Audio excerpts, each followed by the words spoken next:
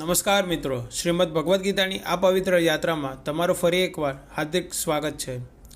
પાછલા ભાગમાં આપણે જોયું કે કેવી રીતે શ્રી કૃષ્ણ અર્જુનનો રથ બંને સેનાઓની વચ્ચે લઈ આવે છે। આજે આપણે આગળ વધીએ છીએ અધ્યાય 1ના શ્લોક 25થી 30 તરફ। અહીંથી અર્જુનનું બાહ્ય યુદ્ધ હવે તેના અંદરના યુદ્ધમાં બદલવા લાગે છે। અહીંથી ગીતા બહુ ઊંડી અને બહુ માનવીય બની જાય છે। જો તમે પહેલાંના ભાગ નથી જોયા તો તેની લિંક નીચે ડિસ્ક્રિપ્શનમાં એડ કરી છે। અને મિત્રો, જો તમે હજુ સુધી ચેનલને સબસ્ક્રાઈબ નથી કર્યું તો અત્યારે જ સબસ્ક્રાઈબ કરી લો અને બેલ આઇકન દબાવવાનું ભૂલશો નહીં। ચાલો મિત્રો, હવે શરૂ કરીએ શ્લોક 25થી 30ની કથા। મિત્રો, જ્યારે શ્રી કૃષ્ણ અર્જુનનો રથ બંને સેનાઓની વચ્ચે ઊભો કરે છે ત્યારે અર્જુનની નજર ચારે બાજુ જાય છે અને જે કાંઈ જુએ છે તેની અંદરની હૃદય તોડી નાખે છે। અર્જુન જુએ છે તેના સામે તેના પોતાના ભાઈઓ, તેના પોતાના ગુરુજન, તેના પોતાના સંબંધીઓ અને તેના પોતાના સ્વજનો હથિયાર લઈને ઊભા છે। શ્લોક 25માં શ્રી કૃષ્ણ અર્જુનને કહે છે, હે પાર્થ, જો આ બધા તારા પોતાના લોકો જ છે। અને બસ એ જ પળેથી અર્જુનનું હૃદય ધબકી ઉઠે છે। શ્લોક 26માં અર્જુન કહે છે, હે કૃષ્ણ, હું મારા પોતાના જ લોકોને યુદ્ધ માટે ઊભા જોઉં છું।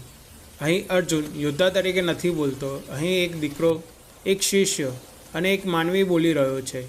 શ્લોક 27માં અર્જુનનું શરીર પ્રતિક્રિયા આપવાનું શરૂ કરે છે। તે કહે છે, મારા હાથ કાંપી રહ્યા છે, મારું મોં સુકાઈ ગયું છે, મારું આખું શરીર થરથરી રહ્યું છે। મિત્રો, આ બહુ ઊંડી વાત છે।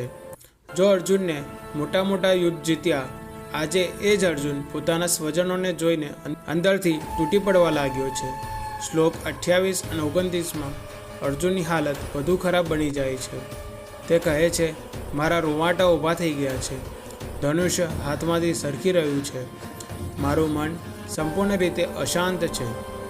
આ માત્ર ડર નથી, આ અંદરની નૈતિક સંઘર્ષ છે। અને પછી શ્લોક 30માં અર્જુન સંપૂર્ણ સત્ય બોલી જાય છે, હે કૃષ્ણ, હું અહીં ઊભો પણ રહી શકતો નથી, મને કોઈ શુભ સંકેત દેખાતો નથી, મને સમજાતું નથી કે સાચું શું છે। મિત્રો, અહીંથી અર્જુન સંપૂર્ણ રીતે તૂટી જાય છે। અહીંથી અર્જુન વિષાદ યોગની શરૂઆત થાય છે અને અહીંયાથી જ શ્રીમદ ભગવદ્ ગીતાનો સાચો સંદેશ જન્મ લે છે। મિત્રો, આ હતા શ્લોક 25થી 30। અહીં અર્જુન યુદ્ધથી ભાગી રહ્યો નથી, તે અધર્મથી ડરી રહ્યો છે। આગળના શ્લોકમાં અર્જુન ખુલ્લેઆમ શ્રી કૃષ્ણને કહેશે, હું આ યુદ્ધ લડી શકતો નથી।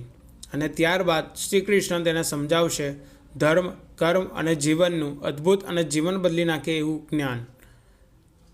જો તમે આગળનો ભાગ જોવો હોય તો નીચે કમેન્ટમાં લખજો આગળનો ભાગ। વિડીયો ગમ્યો હોય તો લાઈક કરજો, શેર કરજો અને ચેનલને સબસ્ક્રાઈબ કરવાનું ભૂલશો નહીં। આપ સૌનો ખૂબ ખૂબ આભાર। જય શ્રી કૃષ્ણ।